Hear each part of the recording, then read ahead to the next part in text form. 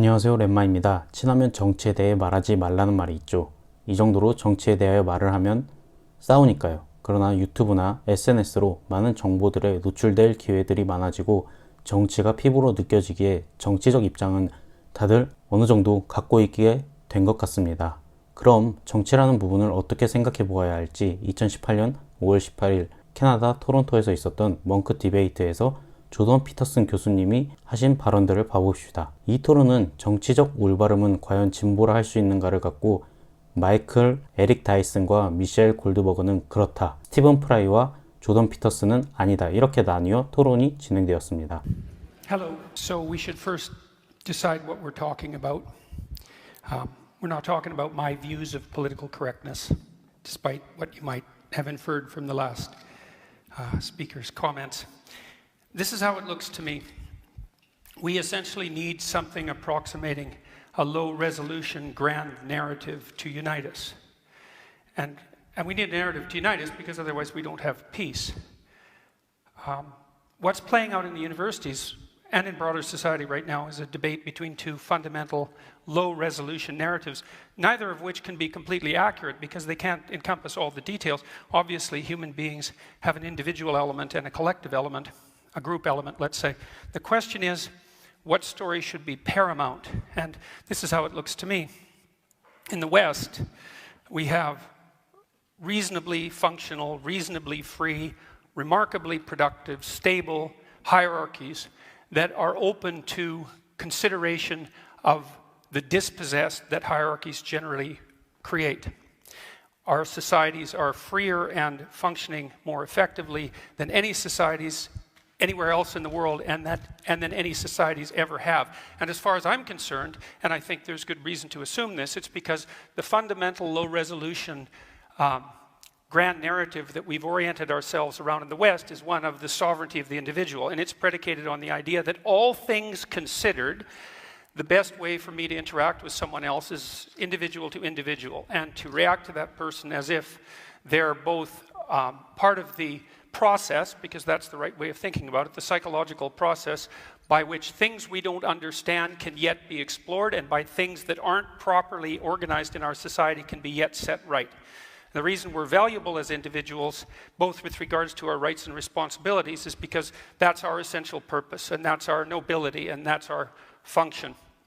What's happening, as far as I'm concerned, in the universities in particular, and spreading very rapidly out into the broader world, including the corporate world, much to what should be its chagrin, is a collectivist narrative. And of course, there's some utility in a collectivist narrative because we're all part of groups in different ways.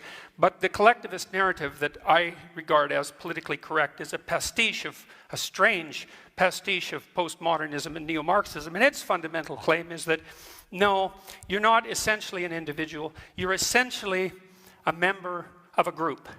And that group might be your ethnicity, and it might be your sex, and it might be your race, and it might be any of the endless numbers of other potential groups that you belong to, because you belong to many of them. And that you should be essentially categorized along with those who are like you on that dimension in that group. That's proposition number one. Proposition number two is that the proper way to view the world is as a battleground between groups of different power.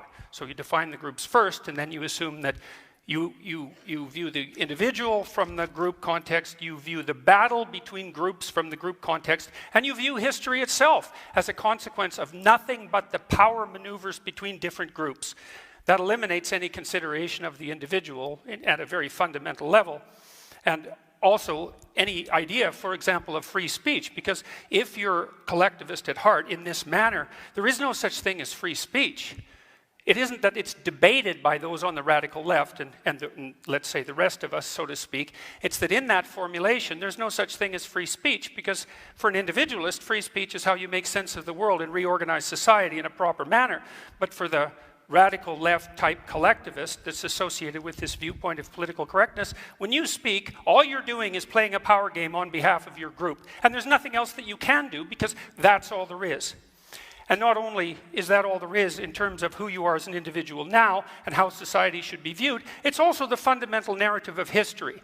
For example, it's widely assumed in our universities now that the best way to conceptualize Western civilization is as an oppressive, male-dominated patriarchy, and that the best way to construe relationships between men and women across the centuries is one of oppression of women by men. It's like, well, look, no hierarchy is without its tyranny. That's an axiomatic truth. People have recognized that literally for thousands of years. And hierarchies do tend towards tyranny, and they tend towards the usurpation by people with power. But that only happens when they become corrupt. And we have mechanisms in our society to stop hierarchies from becoming intolerably corrupt, and they actually work pretty well. 피터슨 교수님의 발언을 보면 토론이 산으로 가지 않게 토론에서 필요한 부분을 말하자고 합니다. 원본 영상을 보시면 알겠지만 골드버그님과 다이스님은 여성 흑인 집단을 끌어오고 피터슨 교수님이 말씀하시는 부분에 대해서는 제대로 답을 하지 않습니다. 이번 영상에 이러한 부분들을 다 넣어도 좋겠지만 이번 영상에서 제가 말하려는 바와 약간은 다른 부분이기에 아래에 원본 영상을 첨부해 둘 테이니 궁금하신 분들은 원본 영상을 보시면 될 것 같습니다. 아니면 정치적 올바름에 대하여 라는 책을 보셔도 좋을 것 같고요. Totalitarianism for a very long time, both on the left and on the right in various forms. And I think we've done a pretty decent job of determining when right-wing beliefs become dangerous. I think that they become dangerous when the people who stand on the right evoke notions of racial superiority or ethnic superiority, something like that. It's fairly easy to draw a box around them and place them to one side and necessary, and I think we've done a pretty good job of that. What I fail to see happening on the left, and this is with regards to the sensible left, because such a thing exists, is for the same thing to happen with regards to the radical leftists. Okay, so here's an open question. If it's not diversity, inclusivity, and equity as a triumvirate that mark out the too excessive left, and with equity defined, by the way, not as equality of opportunity, which is an absolutely laudable goal, but as equality of outcome, which is how it's defined, then exactly how do we demarcate the too extreme left? What do? We say, well, there's no such thing as the too extreme left? Well, that's certainly something that characterized much of intellectual thinking for the 20th century, as our high-order intellectuals, especially in places like France, did everything they could to bend over backwards to ignore absolutely everything that was happening in the catastrophic left world, in the Soviet Union and in Maoist China, not least. We've done a terrible job of determining how to demarcate what's useful from the left from what's pathological. And so it's perfectly okay for someone to criticize my attempts to identify something like a boundary. We could say diversity, inclusivity, and equity, especially equity, which is in fact equality of outcome, which is an absolutely abhorrent notion. If you know anything about history, you know that. And I'm perfectly willing to hear some reasonable alternatives, but what I hear continually from people on the left, first of all, as my opponents did, to construe every argument that is possibly able to be construed on the axis of group identification, and to fail to help the rest of us differentiate the reasonable left, which stands for the oppressed, necessarily, from the pathological left that's capable of unbelievable destruction. 피터슨 교수님이 말씀하시는 것은 정치에서 집단 정체성만을 갖고 나오지 말고 현재 자신의 정치 집단이 내세우는 것과 정치 집단이 극단으로 가고 있는지 보며 잘못된 것과 모범적인 것을 명확히 구분하는 것부터 해야 한다고 합니다. 저는 범죄학으로 정치를 봐보려 합니다. 범죄학의 역사는 크게 이런 식으로 나누어집니다. 하나하나 간략하게 보자면 18세기 이전에는 초자연적인 부분을 범죄 판단 기준으로 삼았습니다. 그래서 프랑스 로렌의 종교재판소 소장이었던 니콜러스 레미는 900여 명을 마녀와 마법사라고 하며 화형에 처할 것을 명령했고, 독일 트리에의 주교였던 피터 빈스필드는 6,500여 명에게 마법사와 마녀라 하며 죽음을 명령했지요. 종교가 주가 되며 초자연적인 부분으로 범죄를 판단하다가 유럽에 흑사병이 등장하며 종교의 힘은 약해지고 사람들이 합리적으로 생각을 해보기 시작하며 계몽주의가 등장하고 잠재적인 법 위반자가 처벌의 고통이 범죄의 이득을 넘어선다고 확신되면 범죄 행위는 통제될 거라는 공리주의를 말하는 벤담이 등장하고 베카리아가 등장하며 고전주의 범죄학 시대가 옵니다. 이러다가 19세기 사람들을 봤는데 앞에서 말한 합리적 선택에 따라 범죄가 줄어들지 않는 것을 보고 군의관 롬브로소는 타고난 범죄자가 있는 거구나 라고 생각하며 생물학적 결정론을 주장하고 두개골의 모양에 따라 범죄를 할지 하지 않을지 알 수 있다는 골상학자들이 나타나기도 합니다.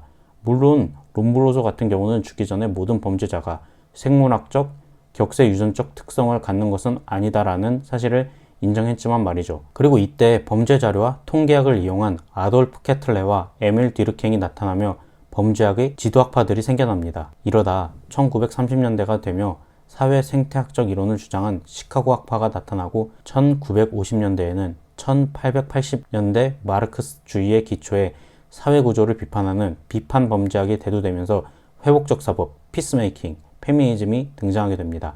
그리고 이러한 것들에서도 범죄가 딱 줄어들지 않자 이전에 있었던 고전학파를 보완한 신고전학파가 등장하며 처벌과 치료를 같이 하고 셉테드 같은 이론들이 등장하며 이젠 뇌 분야까지 범죄학에서 건들게 되고 있지요. 신고전학파 이전의 흐름을 보면 우파에서 좌파 쪽으로 바뀌게 되었다가 현재는 우파와 좌파가 주장하는 바들이 뒤죽박죽 섞이게 되고 있습니다. 이번 영상에서는 딱 범죄학에 대해 말하는 것은 아니니 이 정도까지만 하겠습니다. 물론 각 시대에서 중요한 포인트들을 빼먹은 것들도 있는데 나중에 기회가 된다면 다뤄보도록 하겠습니다. 아무튼 말하고자 하는 바는 세상에서 어떤 사건을 바라보는 많은 학문적 기준이 있고 생각이 있습니다.